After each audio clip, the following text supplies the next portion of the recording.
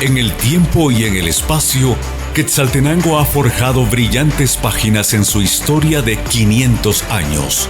Y todo esto ha transcurrido en medio de la vida de aproximadamente 10 generaciones de genuinos y auténticos quetzaltecos.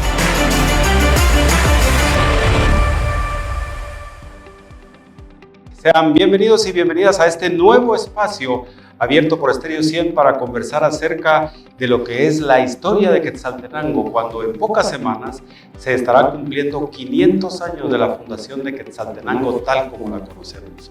Este espacio, denominado Quetzaltenango 500 años, antorchas del pasado, faros del futuro, será un espacio en el que reflexionaremos acerca de muchos aspectos de carácter histórico, pero que nos interesa conectarlo con la realidad de una ciudad que crece vertiginosamente, que tiene muchos desafíos, pero también muchas oportunidades.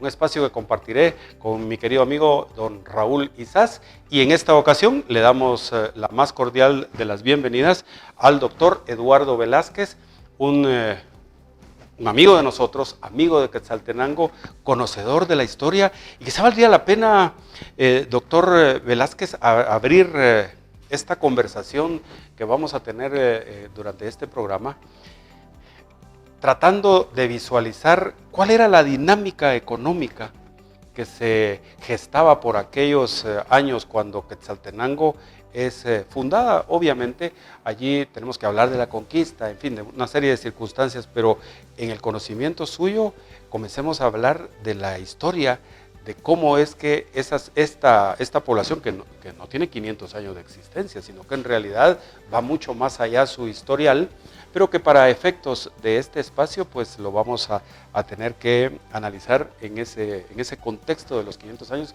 que estamos a punto de conmemorar. Buenas noches, doctor Eduardo Velázquez. Muchas gracias. Y bienvenido al programa. Muchas gracias a ambos por la invitación. Muy buenas noches a los televidentes quetzaltecos. Para mí siempre es un gusto venir a Quetzaltenango. Desde niño venía por causa de que mis padres, especialmente mi madre y mis abuelos, tíos, etcétera, eran quetzaltecos, a pesar de que ellos se fueron con la crisis de 1930 a la ciudad de Guatemala. Pero ellos siempre amaron a Quetzaltenango, nos enseñaron a amarlo, y precisamente por eso yo he tenido pues mucho gusto de estudiar la historia económica de Guatemala, pero particularmente la historia de Quetzaltenango. Creo que comenzaste abriendo muy bien el programa. Algo de lo que no se habla es de la periodización histórica de la historia de Guatemala. Entonces comenzamos bien porque sin duda hay un periodo prehispánico. Quetzaltenango, que no se llamaba así, Xelhunog, era un asentamiento quiché, naturalmente mucho anterior a la llegada de los españoles, en 1524. Evidentemente, con la llegada de los españoles se abre un periodo de la historia de Guatemala y específicamente de la región con la conquista. Hablábamos con José Raúl de un tema que es importantísimo porque a nivel americano, los conquistadores, para convertirse en enviados del rey en todo el continente, fueron obligados a fundar ciudades.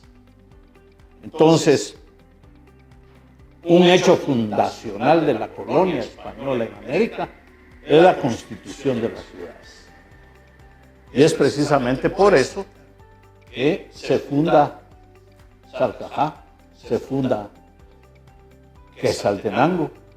Es decir, era un mandato que traían los conquistadores en todas partes de América. Y en consecuencia también tenemos pues la fundación de Sinché, Santiago de Guatemala, localizado en lo que hoy es Tecpan, ¿verdad? Y después sabemos que, como decía Manuel José Arce, prácticamente los españoles se fueron llevando a Tuto, ¿verdad? La capital, el asentamiento inicial de Sinché, ¿verdad? Para el Valle de Almolonga y después para el de Panchoy, siempre con el nombre de Santiago. Recordemos que Santiago en la historia de España era el Matamoros, ¿verdad? Y aquí en América se convirtió en el Mataindios, ¿verdad? Como ellos denominaron a las poblaciones aborígenes, ¿verdad?, de América. Entonces, eso es muy importante porque hay una historia, el segundo periodo, además del precolombino, es la historia colonial, ¿verdad? Hasta que los países entran en un tercer periodo que es la época independiente, ¿verdad? Desde el punto de vista de la creación de los nuevos estados americanos, ya con independencia, digamos, relativa respecto de España, respecto de Portugal y de las otras potencias europeas. Y naturalmente que Saltenango en ese transitar va a tener evidentemente una historia, si ustedes quieren, colonial, y después va a tener una historia postcolonial también, ¿verdad? Y a mí me gustó mucho el título que ustedes idearon, ¿verdad? Antorchas del pasado, porque eso nos remite precisamente a la forma de iluminación que tenían en la nocturnidad. Y posteriormente, que es como debemos pensar, es el futuro, ¿verdad? Los faros del futuro, ¿verdad? Que Saltenango, como tú decías, ha continuado su dinámica de crecimiento y evidentemente tiene ya problemas de una metrópoli que está creciendo. Evidentes ya son los problemas de congestionamiento vehicular, evidentes son los problemas de saneamiento básico, evidentes son los problemas de todo tipo pues, que la ciudad ya experimenta. Pero la energía eléctrica, Raúl, también teníamos una historia aquí de Quetzaltenango liderando ese servicio público. Sí, precisamente vamos a hablar de un fascículo especial sobre la energía eléctrica, porque increíblemente en 1880 y algo, Quetzaltenango ya tenía entre 75 y 85 lámparas con un cableado subterráneo, ya teníamos electricidad, y España aún no tenía electricidad, entonces ya tendríamos una hidroeléctrica que generaba energía eléctrica. Pues.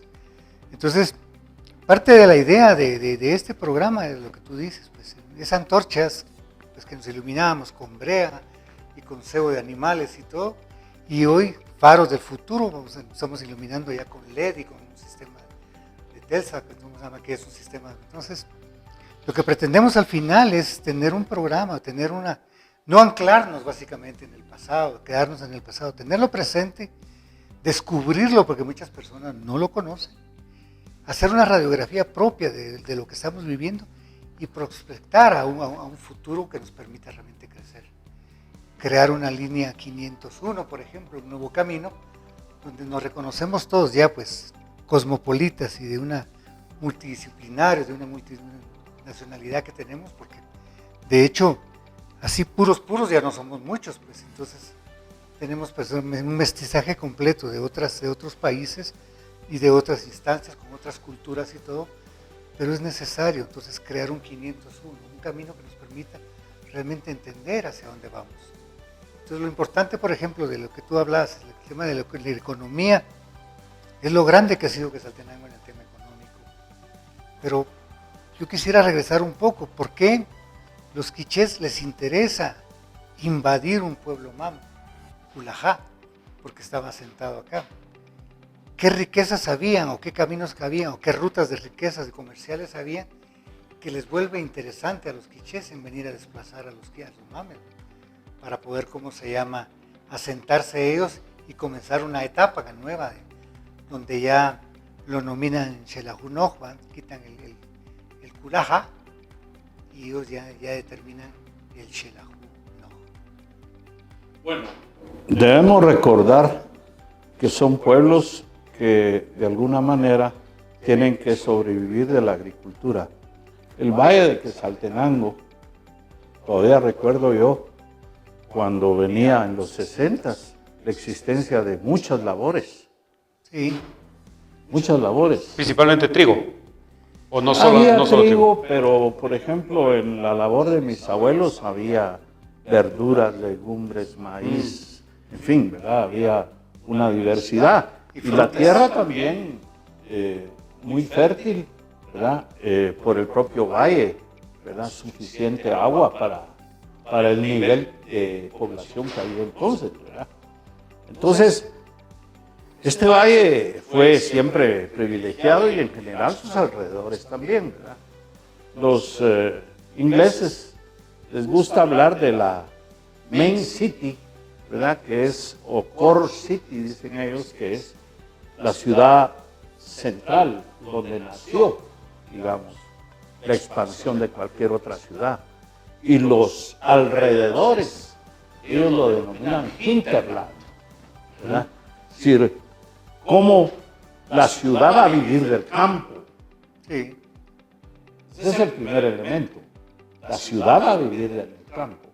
Y fue precisamente un gran historiador quetzalteco, don Severo Martínez Peláez, que en la Patria del Pueblo nos muestra precisamente que las ciudades en Guatemala, pero en América Latina en general, en América, como se decía entonces, son ciudades españolas en donde se vive para no trabajar. Porque ahí viven los criollos, ahí viven los peninsulares, los que usufructúan del régimen colonial. ¿De acuerdo? Entonces, eso es importantísimo, porque si ustedes ven Antigua Guatemala, ustedes analizan Quetzaltenango, van a ver que los poblados indígenas alrededor de Quetzaltenango son las que las nutren de alimentos, de maíz, de verduras, de frutas, ¿verdad? Y de economía. Y la economía básica, ¿verdad? Claro. Pero ¿qué pasa cuando efectivamente este urbanismo un poco desbocado que vivimos en los últimos años termina con todas esas áreas que eran de cultivo? Porque hoy día, por ejemplo, toda la zona 3, zona 9 son ya zonas desarrolladas para comercio, industria y demás. Entonces ya no hay campo que alimente a la ciudad. Ahí cómo cambia la cosa. Ya no hay campo en el hinterland inmediato. Ah, ok. ¿De acuerdo? Porque el hinterland no solamente es la tierra que está alrededor propiamente de esa Core City que les mencionaba, que es un centro histórico, ¿verdad? Sino que empieza por el desarrollo de las comunicaciones, el transporte, etcétera, el hinterland estar más lejos. O sea, lo podemos ir viendo como círculos concéntricos. Un círculo concéntrico aquí, luego el que está alrededor es el primero que se urbaniza y después va quedando la orilla. Sí. Precisamente hablamos con Raúl sobre ese fenómeno. Por ejemplo, la desaparición del cultivo del trigo en la región significó, con el crecimiento de la población, un boom en el desarrollo inmobiliario, ¿verdad? Y entonces, por ejemplo, al quedar esas tierras sin uso, ¿verdad? Que en su mayoría son planas, ¿no? Los terratenientes y los demás empresarios empezaron a, dado el crecimiento poblacional de Quetzaltenango, a hacer los emprendimientos inmobiliarios, ¿verdad? Porque son planas las tierras, por eso las desarrollan para cuestiones de vivienda y eso. Por ejemplo, ya que mencionamos al gran historiador quetzalteco Martínez Peláez, hay historias, ¿verdad?, en donde Severo, niño, su paseo principal era por los trigales de Olintepec. Él mismo lo narra, ¿verdad? Lo cuenta. Y bueno, nosotros no es que tanto hayamos visto eso, pero sí vimos todavía, ¿verdad?, las labores, ¿verdad?, en algunos sectores de la ciudad, porque también empezaron a desaparecer endendizados en algunos de los territorios alrededor de la ciudad. Las labores como, por ejemplo, agroindustria. Había mucha agroindustria en la salida de Quetzaltenango, Lozano, el doctor Delgadillo, que tenía también, que después se convirtieron en centros comerciales, pero todos los trigales también, nosotros vivimos también de los trigales. El ir a jugar cuando cortaban el trigo, ir a montarse encima de él. Luego llegaban los colchoneros a aprovechar el pie de trigo para hacer los colchones. Y todo ese trigo, a mi entender, bueno, grande fue la Gremial Nacional de Trigueros, pues, porque realmente, pero para mi criterio, desaparece el trigo cuando se empieza a traer semilla de fuera del país. Había una cuota que se podía pedir de semilla, extranjera. En su mayoría era de Canadá que nos daban. Al final fue absorbiendo la semilla extranjera, fue creciendo más. Entonces las cuotas que tenían los molinos fueron siendo captadas por un solo molino, ¿verdad? Y al final se volvió un monopolio solamente sobre un molino, sobre un molineros, y fueron desapareciendo los diferentes molinos, como el Excelsior, como el Quetzal, como San Francisco, San José, todos los molinos que tenían, que era parte también de la ocupación de trigo y de la riqueza económica de Quetzaltenango. Por cierto, nuestro maestro queridísimo, que en paz descanse, Mario Aníbal González, fue uno de los expertos en el tema del trigo en el país. Entiendo que dejó un libro todavía sobre esto. Sí, creo que sí. Lo que no sé si se publicó finalmente, Raúl. Sí, se publicó. Sí, publicó todavía antes de morir, publicó 3 libros. Unas vivencias políticas interesantes. Luego un libro de masonería que habló sobre las logias y todo de las logias. Y cabalmente el tema del trigo en Guatemala. Él, me acuerdo yo, que nos llegó a Guatemala, y como él fue mi maestro y para mí muy querido, me llegó a regalar también el libro que él hizo sobre la historia del Cunoc, ¿verdad? Es otro de los libros, pues, ya en esa fase final de la vida de él, ¿verdad?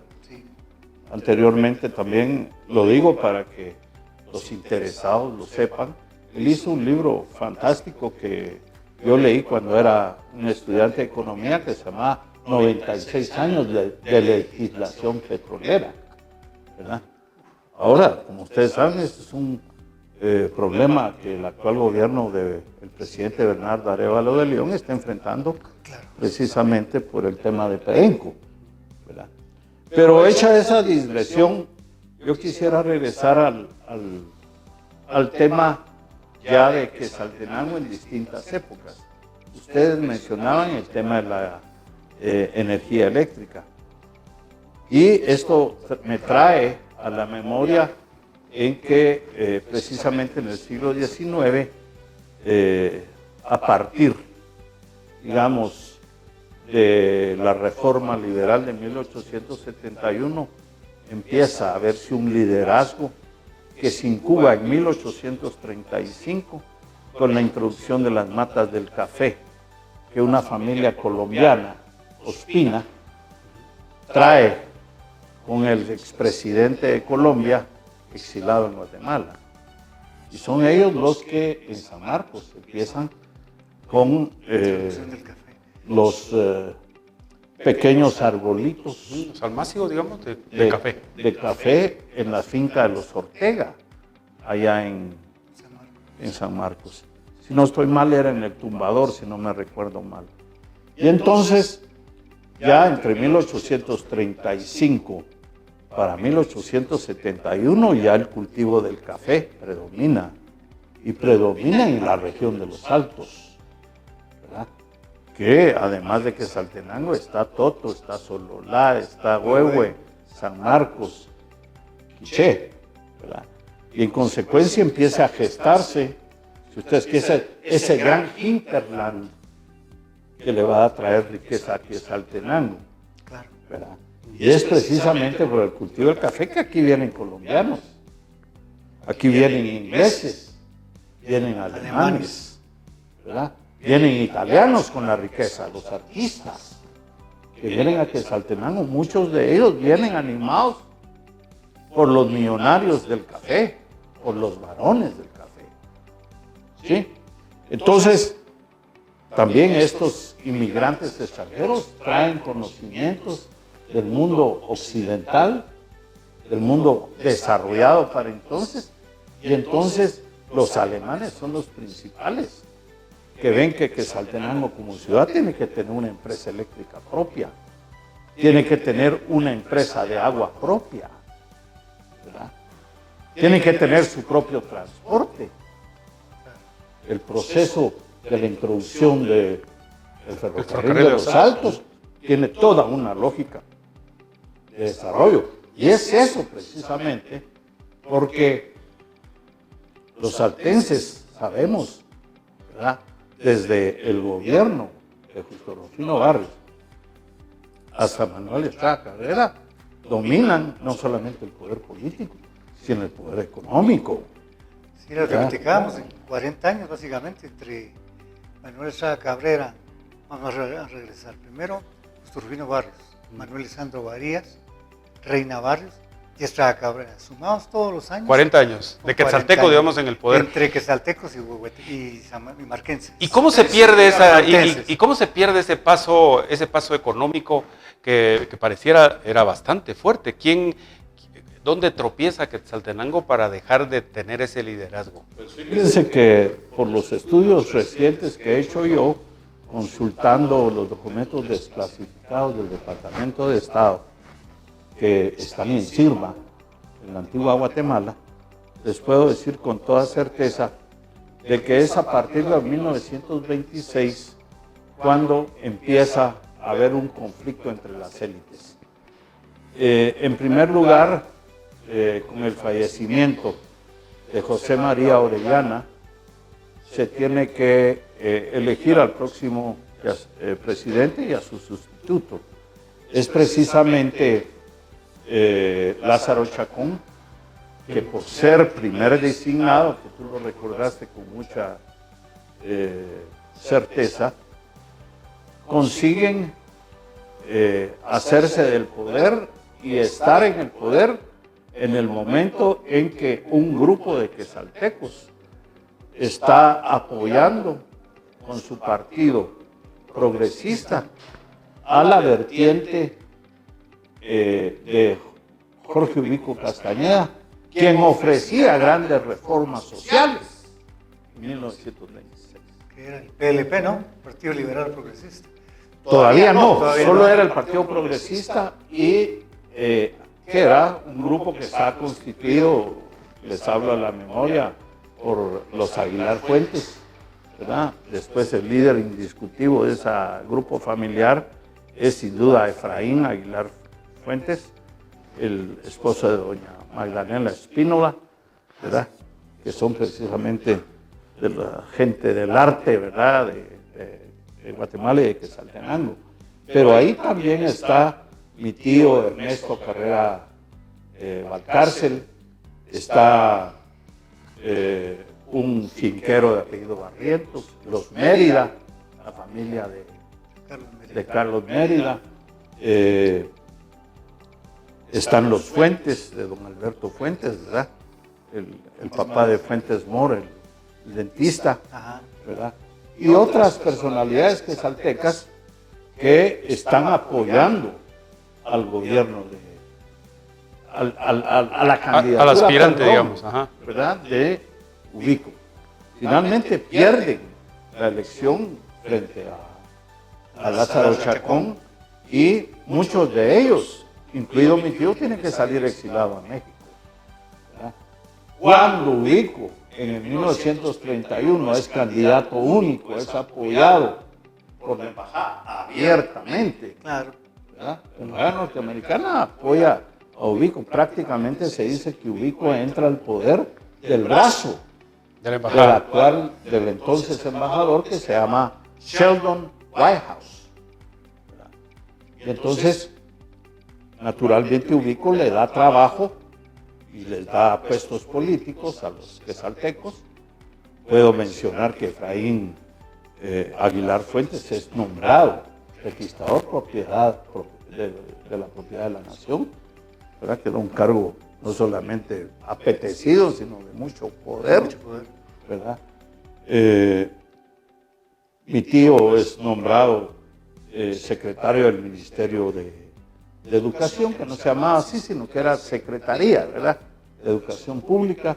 Y en fin, Bosvelí Aguilar, el gran músico quetzalteco, emigra hacia la ciudad y va a trabajar junto con su tío, Efraín Aguilar Fuentes, al registro de la propiedad, ¿verdad?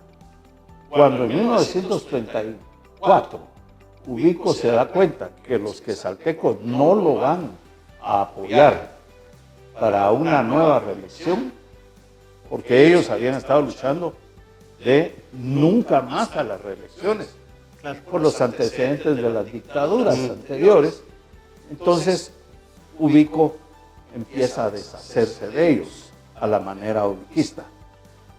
Mi tío es asesinado el 30 de noviembre de 1933, ¿verdad?, por un sicario de Ubico, y posteriormente en septiembre del 34 son asesinados todos los quetzaltecos, aduciendo que estaban urdiendo un golpe de Estado en contra de Ubico, lo cual era totalmente falso, ¿verdad?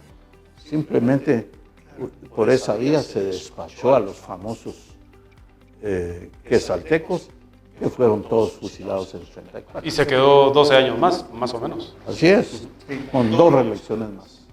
Tengo que hacer aquí el primer corte y a la vuelta seguimos esta conversación. Señoras y señores, ustedes están en este nuevo espacio de Estéreo 100 denominado Antorchas del Pasado, Luces del Futuro. Pasamos revista a la historia de los 500 años de Quetzaltenango. Ya volvemos.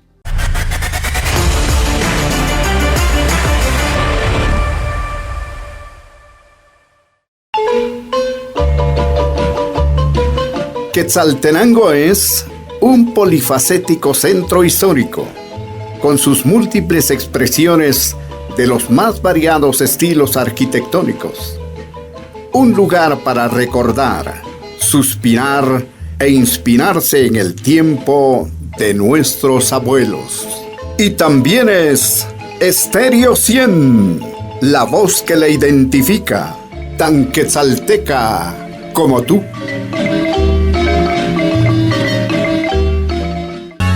Lo sabemos, el verano sin radio no lo es. Estéreo 100, la radio del verano, al 100%.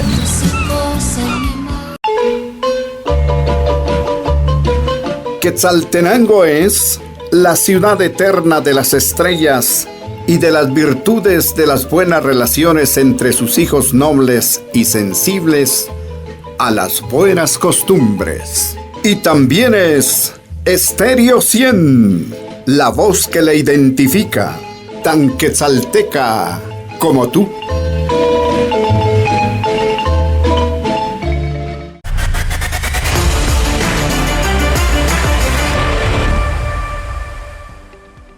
Antorcha del pasado, faro del futuro, es como se llama el espacio creado por Estéreo 100 para que analicemos, conversemos, compartamos con la audiencia de esta emisora a través de las redes sociales y de todos los espacios que tiene Estéreo 100 en el mundo digital sobre los 500 años de Quetzaltenango. Previamente a irnos a la pausa habíamos dejado como esbozado cuál era el papel que había jugado Ubico en, digamos, desmantelar esa inercia positiva que traía Quetzaltenango en cuanto a todo lo que ya hemos conversado aquí, que se había logrado. Hay una parte de la historia que indique que volvió Quetzaltenango a retomar ese poderío económico que mostraba previo a la llegada de Ubico. En un primer lugar hay que decir que el proyecto del ferrocarril de los Altos era un proyecto, si ustedes quieren, derivado del gran proyecto de la hidroeléctrica de Santa María. Porque el objetivo era generar de forma hidráulica energía para la región de los Altos. No solo era Quetzaltenango, era para la región entera. y detrás de ellos estaba el capital alemán. ¿Verdad? Si ustedes se recordarán, además de esta empresa que hace la hidroeléctrica, está la famosa AEG, que es la empresa constructora del ferrocarril de Los Altos. Es un tren eléctrico, precisamente para utilizar la energía generada en Santa María. Sí, porque uno de los retos grandes que había es esa pendiente casi de 5.000 metros, ¿verdad?, para poder bajar de Quetzaltenango a San Felipe. Entonces la sugerencia que se tenía era que no se podían, los trenes de bulla o de carbón, no se podían acoplar o adaptar a lograr frenar en esa bajada. Entonces se piensa en que tendrían que ser eléctricas. Entonces generan frenos a cada una de las ruedas, les generan frenos. Y el excedente de la energía eléctrica era la que iban a utilizar para poder, iluminar, digamos, la zona. Sí, pero el excedente era básicamente para poder tener los motores y los dinamos del tren y tener los propios frenos y las mordazas para que pudiera parar. Pero el tren está pensado como un medio para desarrollar el transporte, la movilidad entre las ciudades, para mover mercadería. ¿Cuál exactamente es el espíritu del ferrocarril de Los Altos? Bueno, hay que recordar que ya habían ciertas familias que habían hecho ramales que eran concesionados por el gobierno. Entonces, la familia Schwartz era la dueña del ferrocarril de Ocos. La familia Aparicio era la propietaria del ferrocarril de Occidente, que iba de San Felipe a Reu y Champerico. Estaba pensado el ferrocarril de Los Altos para que saliendo desde Quetzaltenango llegara a San Felipe a Reu, ¿verdad? Para poder desfogar el café de la región que iba a Champerico, porque lo sacaban vía la ciudad hermana de Quetzaltenango, San Francisco, California. Recuérdense ustedes que en los Estados Unidos, llevando el café guatemalteco a San Francisco, ellos ya tenían toda una red de ferrocarriles para trasladarlo a las otras ciudades, desde el oeste de los Estados Unidos a la región del centro, digamos Illinois, Chicago, Indiana, Michigan, etc., y posteriormente llevarlo hasta Nueva York. Sí, entonces, cabal, lo que tú dices, ¿verdad? Entonces, la idea de crear el ferrocarril era tanto para turismo 1, 2, el comercio, porque entonces desde aquí llegaba a San Felipe y hacía ya, la unión con el otro resto del ferrocarril para llevar mercadería hacia el puerto oficial, que era Champerico, que por eso pusieron Champerico, porque era Champer, la empresa, y compañía. Entonces, bueno. Y entonces pues la gente leía Champerico, entonces quedó como Champerico, ¿no? Bueno, Pero sí. entonces esa era la idea, básicamente conectar, y luego voy a conectar al resto del sistema ferroviario que Mazatenango, Escuintla, Guatemala, capital y todo, y los otros puertos. Entonces, pero nunca llegó a concretarse realmente, ese vínculo nunca llegó a llegar. El proyecto de ferrocarril, cabalmente como tú lo dices, Lázaro Chacón lo firma el contrato porque se había quedado parado, y él firma el contrato con la AEG para poder llevar a cabo el empresa. Pero dentro de las pruebas que hicieron, hubieron varios accidentes. Muchas veces por las bajadas, entonces hubo que adaptar, como les decía yo, los frenos a cada una de las ruedas, porque se habían, descarrilado varias veces en sus pruebas el ferrocarril, ¿verdad? Pero sí movió un poco de café, como decía el doctor Velázquez. Sí, en algún momento. La mayoría de los vagones eran de carga. Los vagones de pasajeros eran la minoría. Y aquí hay un tema que a mí, por la cuestión de haber estudiado pues el tema de la economía del transporte, les puedo decir con toda tranquilidad que los alemanes de la AEG cobraban en realidad como debe cobrarse en el sistema de transporte público, y es por distancia. Eso que hacen, por ejemplo, los camioneteros, que decirle a usted, por ejemplo, usted va a ir de Quetzaltenango a la ciudad de Guatemala, por decir algo, cuesta que ahora 100 quetzales, 120 por ahí. 120 quetzales. Entonces, ellos decían, ¿verdad? Eso es si usted va en la ruta completa. Pero si usted se va a bajar en Chimaltenango, tiene que pagar solo 60. Si se baja en Sololá, 40. ¿Verdad? Era por tramo. Y naturalmente que eso es lo correcto, ¿verdad? Claro. No puedes cobrar cobro integral cuando no estás dando el servicio, ¿verdad? Esa es la idea atrás de eso. Entonces lo menciono porque, como ustedes saben, ese proyecto se frustró no solamente cuando es el nacimiento del volcán Santiaguito, sino que después se ha replanteado todavía a los finales de la dictadura de Estrada Cabrera, que como ustedes todos saben era quetzalteco, y él consigue dejar el proyecto pues todavía vivo. Quien lo retoma es en 1926 Lázaro Chacón, y como ustedes tienen conocimiento, el ferrocarril entra a la ciudad de Quetzaltenango el 30 de marzo de 1930, ¿verdad? Y es precisamente con aquel acontecimiento que fue todo en la ciudad de Quetzaltenango, Domingo Betancourt es que escribe su famoso Foxtrot, ¿verdad? Ferrocarril de los Altos. En 1933 pasa un gran temporal que se lleva un buen trecho de la línea férrea del ferrocarril. Yo tuve la dicha de entrevistar al ingeniero que estuvo encargado de estos trabajos, ¿verdad? De apellido Salvador, ¿verdad? Familia quetzalteca entonces. Y el señor Salvador lo que me explicó es que a él los alemanes se lo habían llevado a Alemania a aprender precisamente como ingeniero de trenes.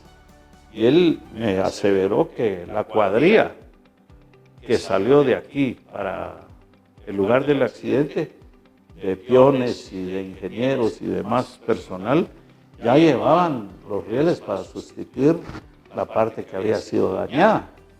Y que cuando ellos llegaron al lugar del accidente, ¿verdad?, de la destrucción del vendaval, lo que se encontraron fue el ejército de Ubico, ¿verdad?, que estaba desmantelando ya el ferrocarril. Yo la interpretación que doy a eso es que Ubico era de una familia liberal que había sido, digamos, segundones de los quetzaltecos que gobernaban o de los alpenses que gobernaban. Entonces, Ubico decidió la destrucción del ferrocarril. Hay otros economistas y otros investigadores que han dicho que eso sucede porque el ferrocarril no estaba rindiendo los frutos debidos desde el punto de vista de la rentabilidad de las ganancias. Pero aquí hay que recordar que una inversión de ese tipo, ¿quién va a pensar que en 3 años ya se va a recuperar? ¿Y estaba funcionando con dinero público, o era mixto, o era capital privado el ferrocarril de los Altos? La inversión inicial era alemana, dijo usted. La hizo esta empresa alemana. Pero pasaron, en tiempos de Lázaro Chacón, un decreto gubernativo en el que obligaba a los fabricantes de licor, ¿verdad?, cobrar un impuesto que era para el financiamiento del ferrocarril. Por eso se convierte en Ferrocarril Nacional de los Altos. Originalmente era solo Ferrocarril de los Altos, ¿no? Pero entonces ya le ponen el componente nacional porque ya el Estado interviene realmente en el mantenimiento de él. Y sí, leyendo algunos documentos, se argumenta que que no era rentable, ¿verdad? Que inclusive regalaban pasas de cortesía para que se mirara que sí se estaba usando el ferrocarril, ¿verdad? Porque el objetivo que era, al final de cuentas, el transporte de carga no estaba llegando a su ¿cómo se llama?, a su cometido. Entonces, pero cabalmente, en 3 años, ¿cómo se podía recuperar o cómo se podía pensar en tener ya, ¿cómo se llama?, réditos sobre una inversión millonaria en ese tiempo, pues? Entonces, lo que tú dices de Ubico, pues todavía los quetzaltecos, entre fincas y todo, ellos trataron de ver cómo podían solventar y arreglar la destrucción que se había hecho por un boquete que se abrió del Santa María, que fue un lajar de, ¿cómo se llama?, de aguas y de parte de lava y todo, un deslave completo. Y las fotografías que aparecen en las redes, se ve casi, parece una montaña rusa, porque sí se llevó pues miles de toneladas de tierra. Habría realmente que volver otra vez a hacer una bóveda o un puente para poder reconstruir. Se trató de hacer, pero era inútil, realmente era algo titánico. Y entonces ya la intervención de Ubico, habría que pensar como político y como déspota que era Ubico, ¿no? Porque tenía 2 problemas. Tenía primero el problema del Sexto Estado.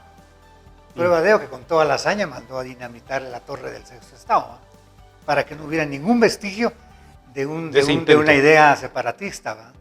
Y la segunda, él sabía que el desarrollo económico que tenía Quetzaltenango era tan fuerte, y ya con un ferrocarril y con todo lo que estaba trayendo, y lo que hablamos al principio que tú decías, las riquezas que empezaron a generarse en Quetzaltenango, pues fueron creando también una estructura de construcciones de palacetes y de casas señoriales y ¿cómo se llama?, palaciegas. Entonces también hubo la necesidad de empezar a traer cultura, libros y ¿cómo se llama?, venía el Bolshoi, entonces ya hubo la necesidad de construir nuevos teatros, porque solo existían el teatro de don Cheu Ibarra, el Teatro Ibarra y otros 2 teatros pequeños que existían, y fue la necesidad entonces de crear ya un teatro que pudiera responder realmente a las demandas culturales que quería Quetzaltenango. ¿Y Quetzaltenango tuvo alguna oportunidad de retomar ese auge económico en la revolución? Digamos, en esos 10 años de la revolución. Bueno, en el gobierno de Arévalo se trató, ¿verdad?, de no seguir jugando ese papel centralizador de la ciudad de Guatemala, ¿verdad? Y no digamos cuando el soldado del pueblo, Jacobo Arbenz Guzmán, entre su propio gabinete, nombra a varios quetzaltecos para ser ministros de Estado, ¿verdad? Entonces, entre los capitalinos pudientes, digamos, no lo miran bien. Sí, no lo miraban bien, naturalmente, ¿verdad? Ese era otro de los factores. Ahora, creo que el tema de la riqueza es muy, muy importante, porque ustedes ven, por ejemplo, en el Parque Central de Quetzaltenango, ustedes pueden ver que hay una familia Enríquez, que son adinerados de Totonicapán, que son los que vienen por medio de Mariano Enríquez a construir esa réplica de un edificio de Milán, en Italia, ¿verdad? Traen los arquitectos, Alberto Porta, ¿verdad?, que también lo hace. Hablamos también con Raúl, que vienen todos los artistas italianos, ¿verdad? Liuti, Gagliotti, ¿verdad? Rímola.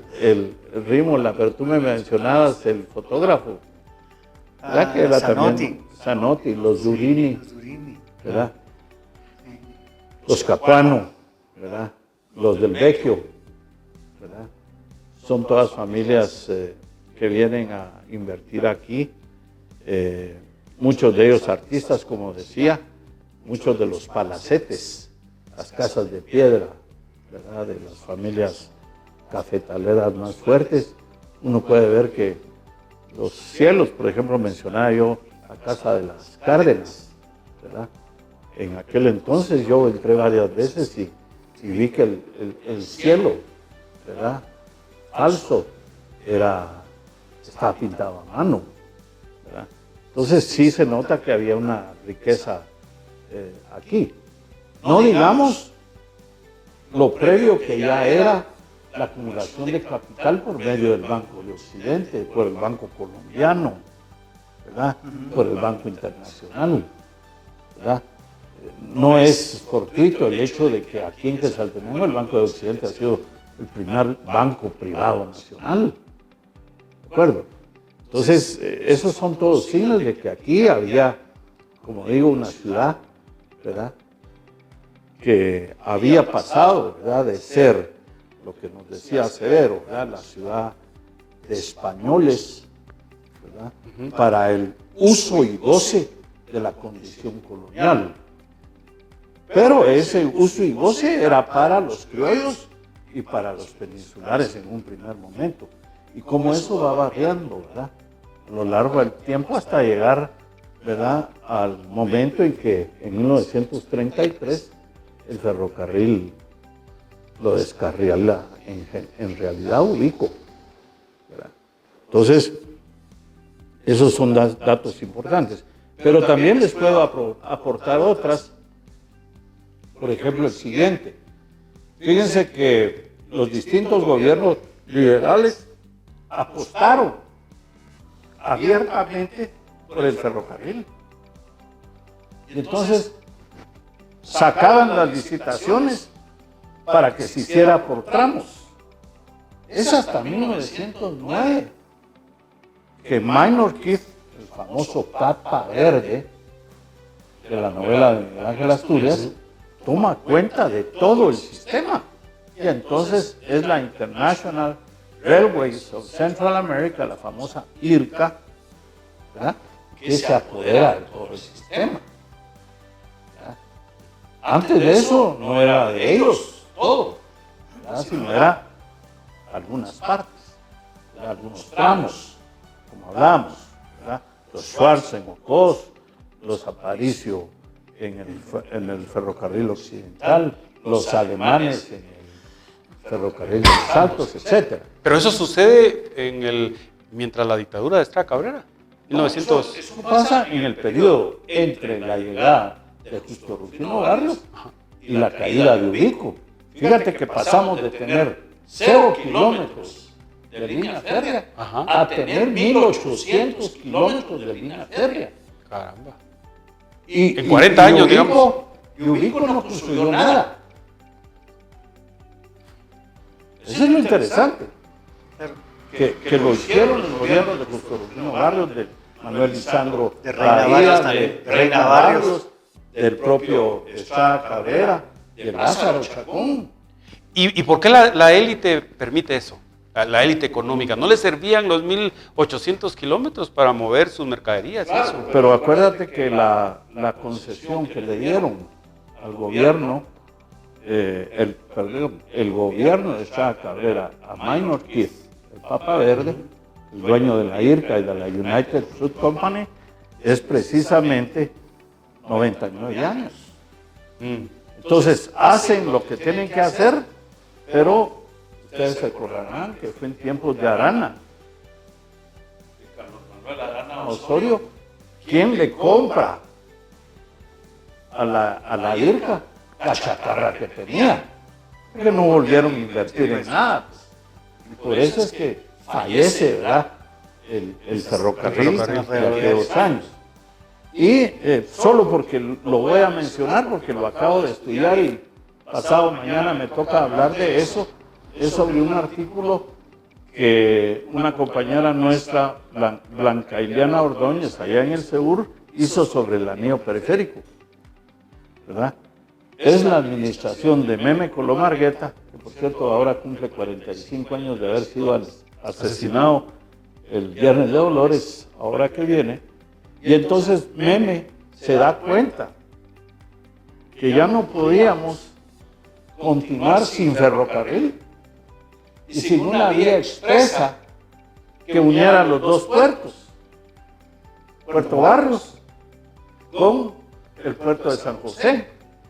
Y entonces hacen el arco, que significó ser lo que llamamos nosotros como anillo periférico en la capital. Pero en el anillo periférico, si ustedes hablan de anillo, están hablando de esto, de un círculo. Entonces, lo que el anillo periférico que me hizo es un arquito. El resto ya no se continuó. Y entonces, por eso es que es impropio decir el anillo periférico, ¿va?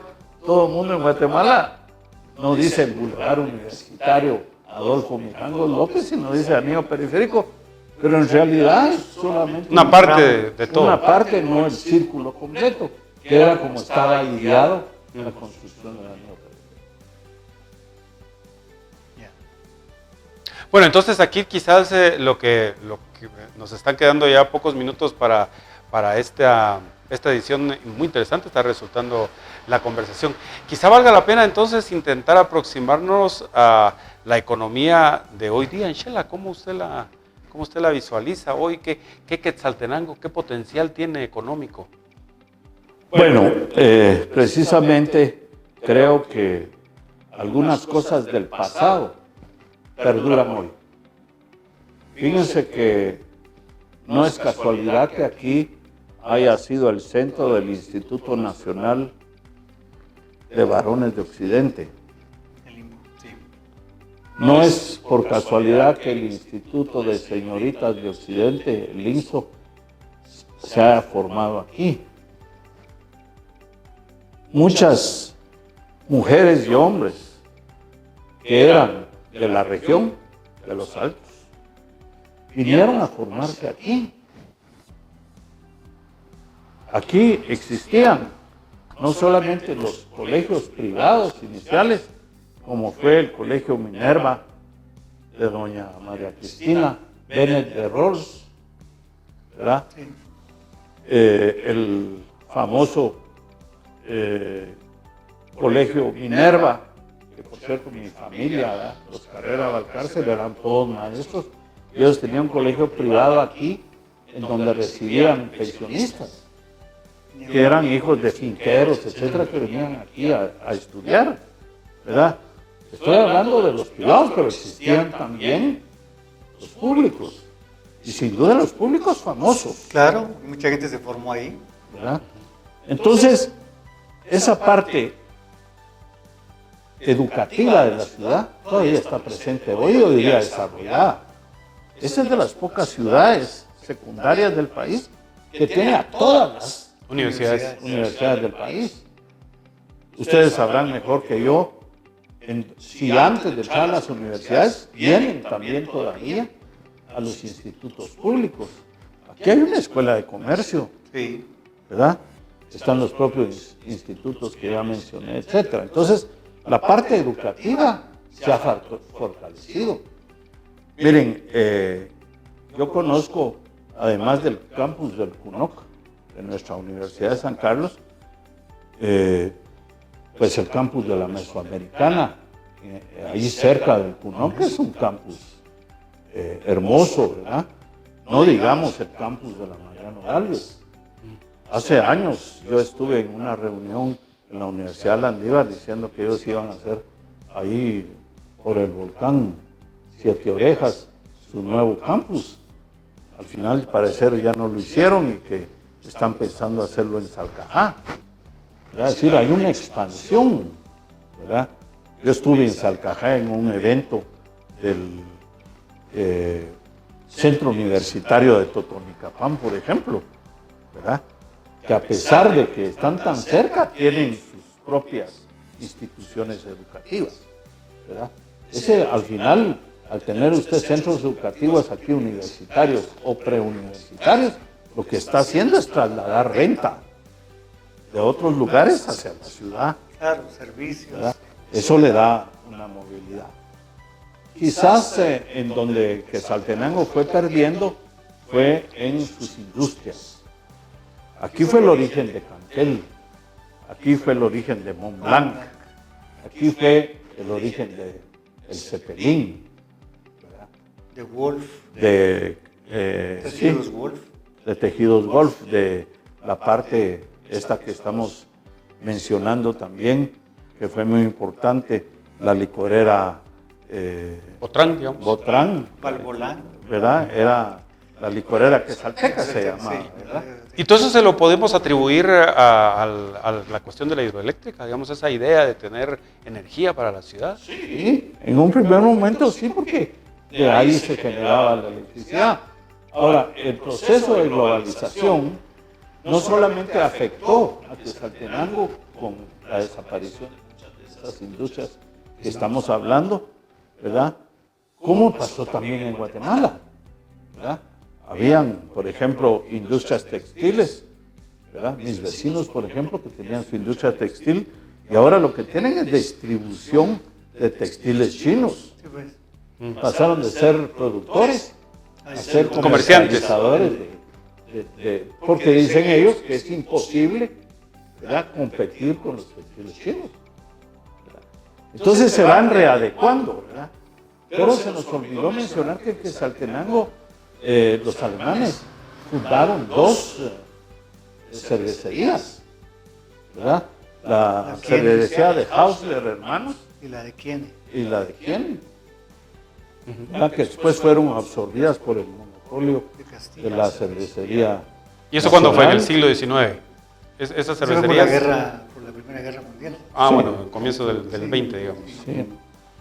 Entonces, todo eso, pues, es muy importante. Ahora, creo también que es importante decir, ¿verdad?, que aquí en Quetzaltenango, fíjense, se generaron en mucho el capital de los Botrán, de los Canella, de los Gutiérrez, que ahora son familias principales, ¿verdad?, dentro de la burguesía guatemalteca, ¿verdad? Aquí tuvieron su asiento. Y en la parte cultural también hay que decir que aquí, y Raúl sabe mucho más que yo de eso, yo tengo registrado que en el Teatro Municipal de Quetzaltenango se presentó la elección príncipe, así se decía la primera edición, del hombre que parecía un caballo. Y lo sé porque mi bisabuela fue de las organizadoras del evento, ¿verdad?, de la matiné danzante que fue en el teatro para presentar a Rafael Arévalo Martínez con ese trabajo maravilloso que hizo para la literatura guatemalteca. Pero era aquí el centro en donde se lanzaba a un autor guatemalteco, capitalino. Y eso también demuestra el peso cultural de Quetzaltenango. ¿Verdad? Entonces tenemos poetas, actores, dramaturgos, pintores, científicos, escultores, etc. Y no solamente mestizos, ¿verdad? Los fundadores del adelanto, por ejemplo, ¿verdad?, esos son indígenas, ¿verdad?, sabios, don Adrián Inés Chávez, entre otros, ¿verdad? El ingeniero Vela, Francisco Vela, que fue precisamente el que creó el mapa en relieve allá en el Hipódromo del Norte. y el diseño de la nueva democracia, el trazo de la democracia. Entonces, yo creo que todos tenemos que conocer mejor nuestra propia historia y por eso les decía que a mí me gustaba mucho el título que le pusieron a este segmento, ¿verdad? Antorcha al pasado, ¿verdad? Faro. Antorcha es luz, ¿verdad?, en la oscuridad. Faro para el futuro, ¿verdad?, que es la nueva luz para el nuevo Quetzaltenango que está por construirse, ¿verdad?, por desarrollarse, por corregir todos los problemas que se tienen, heredados y nuevos. Pues doctor Guayito Velázquez, para nosotros ha sido verdaderamente un gusto poder abrir este espacio conversando con usted. Nos haría falta 10 programas de estos para seguir ilustrándonos de todo ese bagaje e historia que usted tiene. Tenemos un minuto para despedir el programa. Me gustaría que dejara un mensaje allí a los quetzaltecos y quetzaltecas que sintonizan este programa y que pues nos anime a entrar a ese 15 de mayo, el 501 que dice Raúl, por favor, Guayito. Bueno, yo pienso que si algo aprendí yo en mi hogar, tuve nana quetzalteca, Angelita Oyoico Julum, hija de principales de la colonia, de mi madre que era mestiza, de los Samayoa guareros, de Totonicapán, Samayoa Enríquez, Samayoa Bonifaz, los Samayoa Rubio, los Samayoa Centeno, que es mi familia materna, todos chivos. Ese era su orgullo, ¿verdad?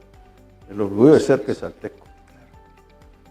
Yo pienso que eso no se puede perder, porque también hay que desarrollar la ciudad, ¿verdad? Ser parte de. Y creo que ese es el mensaje para el futuro de Quetzaltenango, ¿verdad? Bueno, la amamos los que no nacimos aquí. Imagínense ustedes que sí nacieron. ¿Cómo no querer su tierra? ¿Verdad? La Pachamama, ¿verdad? Que es al final una divisa de todos los pueblos ancestrales de América Latina. Así que ese es el mensaje. Yo creo que en Quetzaltenango hay talento, hay conocimiento, hay cómo hacer las cosas. Y yo creo que en esa nueva primavera que se abre para el país, Quetzaltenango tiene que jugar su papel de líder en todo eso. Raulito, salud. Si te parece, despides tú del programa. Bueno, yo creo que ha sido un éxito este programa, es nuestro primer programa, con un invitado tan especial como Eduardo Velázquez, que es una eminencia. Quizás no lo hicimos de una manera académica, donde presentamos un currículum, porque nos hubiera llevado todo el programa completo para presentar a Guaito. Pues lo he seguido yo, hemos tenido la oportunidad de convivir y todo, y yo creo que fue muy acertado el haber nosotros abierto un programa como este. Y hacemos la invitación para los siguientes programas, donde vamos a hablar de historia, de arte, de cultura, de deportes, de política, de eventos, de sismo, de revolución, de todo que hace que Quetzaltenango sea Quetzaltenango. Y como dice Guaito, que por eso nos sentimos nosotros satisfechos de ser quetzaltecos. Uy, señoras y señores, apúntenlo. Entonces estamos dando inicio a la conmemoración de los 500 años de Quetzaltenango con esta primera edición de lo que ha sido Antorcha del Pasado, Faro del Futuro. Hasta la próxima. Por hoy, muchas gracias y muy buenas noches. En el tiempo y en el espacio, Quetzaltenango ha forjado brillantes páginas en su historia de 500 años. Y todo esto ha transcurrido en medio de la vida de aproximadamente 10 generaciones de genuinos y auténticos quetzaltecos.